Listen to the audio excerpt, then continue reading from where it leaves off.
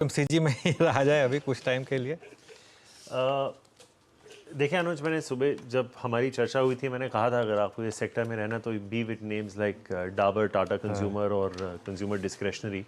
आप देखेंगे अभी भी of course Titan is new specific but Lever is not the biggest gainer. I think there are other FMCG names that are doing better, but I think ये short term trade है। I think अगर आप consumption की बात as a citizen, जो मुझे सबसे positive लगा Anuj, not from a market perspective, and to me जब तक टैक्सेशन अनाउंस नहीं हुआ था, to me it was the highlight of the budget where she spoke about 1 crore internships paid 5,000 rupees a month at the top 500 companies in India.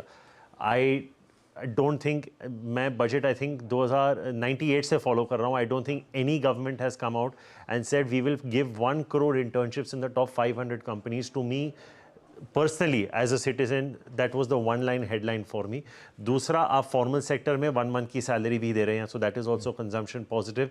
तीसरा, जैसे आप सुनील जी के साथ डिस्कस कर रहे थे, वो 17,000 जो बच जाएंगे बिकॉज ऑफ द टैक्सेस, वो भी है.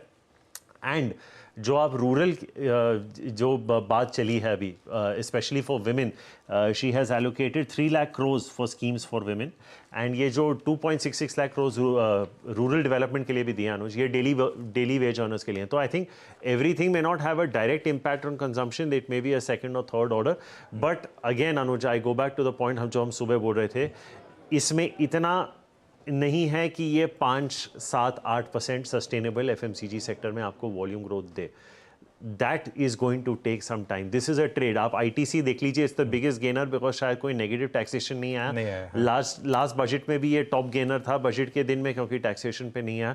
These are trades. I think there must be some allocation that's happening away. But also, Anuj, the interesting point maybe you can discuss with the tax expert later is this buyback tax, which is now in the hands of the recipient. So, if I am a company that has cash today, मैं क्या करना चाहूँगा? अगर मेरे पास 10,000 करोड़ हैं अपने cash flows में, तो do I want to give a dividend or do I want to go for a buyback? I think that needs to be understood. And एक last point मैं highlight करना चाह रहा था, जो I think अभी हर्षदा जी बता रहे थे, which is on housing. 10 lakh crore का उन्होंने urban housing पे कहा है, and she is asking people to reduce stamp duty. This ties in perfectly with the first order the Prime Minister signed when he took office, जो उन्होंने 3.5 crore houses के लिए sign किए थे. So I think there is enough and more positive. The borrowing number is lesser. I think actually Anuj, this is a bond positive budget, bond market positive budget है ये. The borrowing is lower. And I think this will also give the RBI some breathing room as far as rate cuts are concerned. Okay. So it probably you're setting yourself up for one rate cut before the end of the fiscal, जो कि मुझे लगा था कि नहीं होगा, but ये mathematics के हिसाब से मुझे लगता है कि एक रेट कट ये फिस्कल में अभी शायद पॉसिबल है. ऑलराइट राहुल, बहुत बहुत शुक्रिया आज हमारे साथ जुड़ने के लिए. अच्छा लगा आपसे बात करके. प्रकाश जी, अगर आप चाहें तो थोड़ा ब्रेक लेना चाहें तो आप थोड़ा सा ब्रेक लेकर आइए. थोड़ा इस चर्चा को आगे बढ़ाएंगे. हर्षदा, मार्केट काफ़ी वॉलेटाइल है, लेकिन डीएलएफ और ओबेरॉय रियल एस्टेट में अच्छे मूव्स, रियल एस्टेट में अच्छे मूव्स. तो जहां पर राहुल ने छोड़ा उसी बात को, एक तो 10 लाख करोड़ का अर्बन हाउसिंग की तरफ आवंटन, उसको पुश दिया गया है.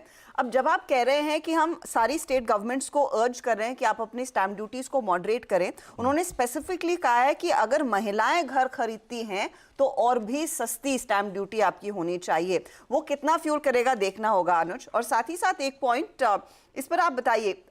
राहुल कहते हैं ये बॉन्ड पॉजिटिव बजट है, ठीक है, आपने गोल्ड पर ड्यूटी कट कर दी. क्या इस तरफ इंडिकेशन है कि आप फिर से सेफा एसेट्स की तरफ जाए वर्सेस आपका रिस्की, और मार्केट में हमने एलटीसीजी बढ़ा दिया, एफएनओ पर टैक्स एसटीटी बढ़ा दिया? देखिए, पहले तो एक बार आप गोल्ड के प्राइसेस देखिए. आई थिंक अगर गोल्ड प्राइसेस आप इस समय दिखा सकें, कमोडिटी ट्रेडर्स को तो आज सिंपल एक ट्रेड मिली कि गोल्ड को शॉर्ट कर दो आप, क्योंकि गोल्ड के प्राइसेस ऑब्वियसली कम हो जाएंगे. इंडिया में जो गोल्ड, आई थिंक कहीं इनको शायद ये रिस्क भी था कि कहीं गोल्ड दूसरे तरीके से ना आ रहा हो उसमें. तो ऑब्वियसली तो गोल्ड प्राइसेस अगर है कि हमारे पास, एक बार प्रेशियस मेटल्स में गोल्ड, उसको एक बार ज़रा फायर करिए. और देखिए, टाइटन पर तो ऑब्वियसली उसका एक इम्पैक्ट है ही पॉजिटिव. 0.5% ऊपर इस समय टाइटन है. वो इसीलिए क्योंकि गोल्ड प्राइसेस अब अगर नीचे आएंगे तो ऑब्वियसली उसका एक इम्पैक्ट आएगा. तो आई थिंक कहीं ना कहीं थोड़ा अगर रियल एस्टेट को फेवर मिल रहा है, थोड़ा अगर गोल्ड को फेवर मिल रहा है, तो ये बात आपकी सही है कि कहीं ना कहीं ये एक व्यू भी लिया जा रहा है कि सिर्फ स्टॉक्स नहीं, बाकी की जो ट्रेडिशनल एसेट क्लासेस हैं उनका भी ध्यान रखा जाए. और ये 4.7% इस समय गोल्ड प्राइसेस नीचे आते हुए। तो इनफैक्ट वो मैसेजिंग क्या है उसको लेकर ऑफ कोर्स सवाल उभरते हुए दिखाई देंगे, लेकिन जैसे अनुज ने कहा कि मार्केट्स में एक रिएक्शन जरूर आया है। अब यहाँ करंट लेवल से कितनी रिकवरी आएगी वी रियली डोंट नो, लेकिन जो ड्रैगर्स हैं वो क्लियरली आपके सारे जो पहले भागे हुए काउंटर्स थे उन्हीं में सबसे पहला वो सबसे इजी ट्रेड था। बिल्कुल हर्षदा, वैसे रिकवरी भी अच्छी खासी आ रही है।